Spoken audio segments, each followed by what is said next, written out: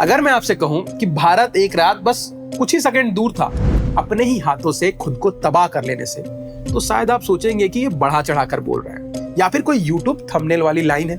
लेकिन सच ये है कि 31 मार्च 1993 की रात भारत सच में एक ऐसे मोड़ पर खड़ा था जहां एक छोटी सी गलती, एक गलत फैसला या फिर थोड़ी सी घबराहट पूरे उत्तर भारत को इतिहास के सबसे बड़े परमाणु संकट में धकेल देती। और सबसे डरावनी बात यह है कि उस वक्त देश सो रहा था। अगर आप और मैं वहां होते तो शायद पता भी नहीं चलता और अपने चाहने वालों को हम गवा देते, क्योंकि टीवी बंद थे और मोबाइल तो होते ही नहीं थे। अब मोबाइल नहीं है तो सोशल मीडिया का तो सवाल ही नहीं है। उत्तर प्रदेश के बुलंदशहर जिले के पास स्थित नरोरा न्यूक्लियर पावर प्लांट में कुछ लोगों ने अंधेरे में बैठकर ऐसे फैसले लिए जिन पर करोड़ों लोगों की जिंदगी निर्भर करती।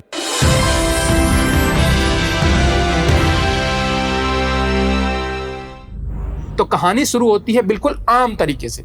एक रूटीन नाइट शिफ्ट है, रिएक्टर स्टडी है और टरबाइन जो है वो सही तरीके से इलेक्ट्रिसिटी बना रहा है। सब कुछ टेक्स्ट बुक के हिसाब से चल रहा है, ठीक वैसे ही जैसे आज किसी डेटा सेंटर या मेट्रो कंट्रोल रूम या फिर पावर ग्रिड में चलता है। लेकिन जैसा कि हम सब जानते हैं कि न्यूक्लियर सिस्टम में एक सच्चाई जो हमेशा छिपी रहती है कि ये बाहर से जितना आसान दिखता है अंदर से उतना ही अनफॉरगिविंग है, क्योंकि एक गलती कई सौ लोगों की जान ले सकती है और सालों तक पूरे इलाके को एक सन्नाटे में बदल सकती है। पर हुआ क्या उस रात, ये सवाल सबसे इंपॉर्टेंट है। तो चलिए शुरू से शुरू करते हैं। उस रात लो प्रेशर टरबाइन की 5th स्टेज में लगा एक भारी भरकम ब्लेड अचानक से फेल हो गया। ये कोई मामूली मैकेनिकल फॉल्ट नहीं है, ये ब्लेड हाई रोटेशनल स्पीड में काम कर रहा था और जैसे ही ये टूटा वाइब्रेशन लेवल जो है वो सेफ्टी लिमिट से कई गुना ऊपर चली गई और इस वाइब्रेशन ने ही एक चेन रिएक्टर शुरू कर दिया, जिससे सील टूटे। हाइड्रोजन गैस जो जनरेशन को कूलिंग के लिए इस्तेमाल होती है तेजी से बाहर निकलने लगी। पर अब यहाँ एक पल रुकते हैं और मैं आपको साइंस का ज्ञान देता हूँ जो शायद आपने पढ़ा ही होगा, फिर भी मैं बता देता हूँ। रिसर्च साफ बताती है कि हाइड्रोजन जो है वो बेहद खतरनाक होती है, क्योंकि ये दिखती नहीं है, स्मेल भी नहीं करती और इग्निशन सोर्स मिलते ही आग के रूप में बदल जाती है।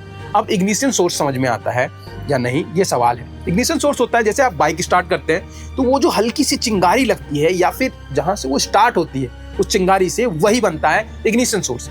और नरोरा में भी वही हुआ, एक स्पार्क और पूरी टरबाइन बिल्डिंग आग के लपटों और घने धुएं से भर गई।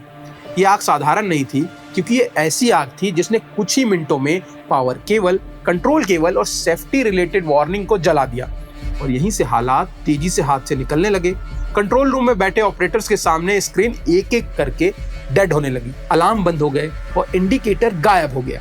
स्मोक इतना गहरा हो गया कि विजिबिलिटी लगभग 0 हो गई और जांच बताते हैं कि हालात इतने खराब हो गए थे कि ऑपरेटर्स को कंट्रोल रूम छोड़ना पड़ा, क्योंकि वहां रुकना जानलेवा हो सकता था। अब आप जरा सोचिए कि एक न्यूक्लियर प्लांट है, कंट्रोल रूम खाली है, बाहर आग है, अंदर धुआं है और उसी समय सोने पर सुहागा ऑफसाइड जो पावर सप्लाई है वो भी चली जाती है। ग्रिड फेल है, डीजल जनरेटर स्टार्ट नहीं हो पा रहा है, पूरा प्लांट टोटल ब्लैकआउट में चला गया। ये वो स्थिति है जिसे न्यूक्लियर इंजीनियरिंग में नाइटमेयर सिनेरियो कहा जाता है, क्योंकि बिना पावर के कूलिंग सिस्टम खतरे में पड़ जाता है। क्योंकि अगर रिएक्टर कोर की कूलिंग प्रभावित होती है तो कहानी सिर्फ आग तक सीमित नहीं रहती और फिर शायद हम भारत में भी हमारा चेरनोबिल वाला एग्जाम्पल देखते। लेकिन आपको बता दूं कि ये वही पल है जहां नरोरा सिर्फ एक एक्सीडेंट नहीं बल्कि साहस की कहानी बन जाता है। क्योंकि उस रात ऑपरेटर्स ने पैनिक नहीं किया, उन्होंने बिना इंस्ट्रूमेंट, बिना इंडिकेटर, सिर्फ प्रिडिक्शन और ट्रेनिंग के भरोसे रिएक्टर को मैनुअली ट्रिप किया, इमरजेंसी सिस्टम को आइसोलेट किया और आग के बावजूद यह सुनिश्चित किया कि रिएक्टर जो है वो सेफ रहे। रिसर्च बताती है कि लगभग 17 घंटे तक प्लांट जो है वो ब्लैकआउट की स्थिति में था। अब सोचिए कि ये कोई कम टाइम नहीं होता है, किसी अनहोनी को होने के लिए 1 सेकंड भी काफी है और यहाँ 17 घंटे तक टेक्नीशियन जूझते रहे और आखिरकार कोई भी जान माल का नुकसान नहीं। पर इस पूरे समय में ऑपरेटर्स को अनसर्टेनिटी में काम करना पड़ा। उन्हें ये भी नहीं पता था कि कौन सा केबल जल रहा है, कौन सा सिस्टम अलाइव है, लेकिन इसके बावजूद रेडिएशन रिलीज नहीं हुआ। और यही वजह है कि इस घटना को इंटरनेशनल स्केल पर INES लेवल 3 सिनेरियो का एक्सीडेंट कहा गया, क्योंकि ये नियर मिस था, मतलब डिजास्टर्स के बहुत पास से गुजर गया है। तो एक बात इस बात पर होनी चाहिए कि ये हुआ कैसे। अनकंफर्टेबल सच्चाई सामने आती है कि इस आग के फैलने की बड़ी वजह डिजाइन और सेफ्टी की जो फिलॉसफी है उसकी कमजोरी थी। फायर रेजिस्टेंट केबल सही तरीके से यूज नहीं हुआ था, और तो और अनावश्यक सेफ्टी सिस्टम एक ही केबल रूट से गुजर रहा था, और जिसके कारण स्मोक जो है वो निकल नहीं पाया और फायर सप्रेशन सिस्टम समय पर काम ही नहीं कर पाया। और इसका मतलब साफ है कि यह सिर्फ एक ब्लेड फेलियर की कहानी नहीं है, इस सिस्टम लेवल पर फेलियर का खतरा है। और यही नरोरा को आज के टाइम से जोड़ता है, क्योंकि उस घटना की तरह हम आज भी ऑटोमेशन, एआई और स्मार्ट इंफ्रास्ट्रक्चर पर आंख बंद करके भरोसा कर रहे हैं। लेकिन नरोरा हमें बताता है कि जब डिजाइन में छोटी सी भी चूक होती है तो वही चूक संकट के समय कई गुना बड़ी बन जाती है। और इस एक्सीडेंट के बाद भारत में न्यूक्लियर कल्चर जो है उसमें भी बड़े बदलाव आए।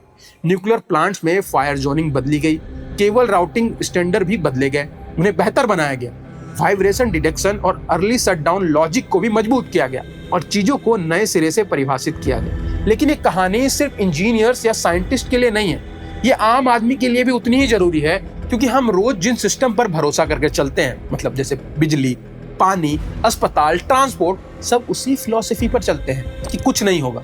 लेकिन नरोरा हमें याद दिलाता है कि सेफ्टी जो है वो अजम्पशन नहीं है, एक रोज की मेहनत। और उस रात अगर नरोरा में बैठे लोग भी सिस्टम पर भरोसा कर बैठ जाते तो शायद आज ये कहानी हम इस कॉन्टेक्स्ट में नहीं सुन रहे होते।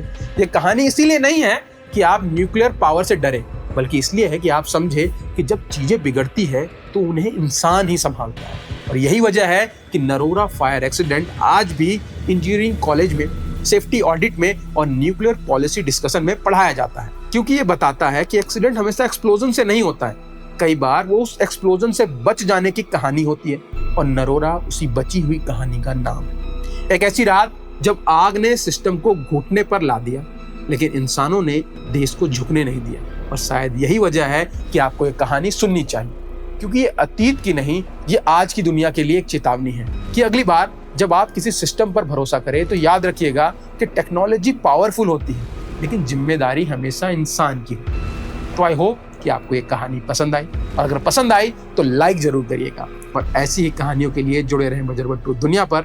तब तक के लिए नमस्कार।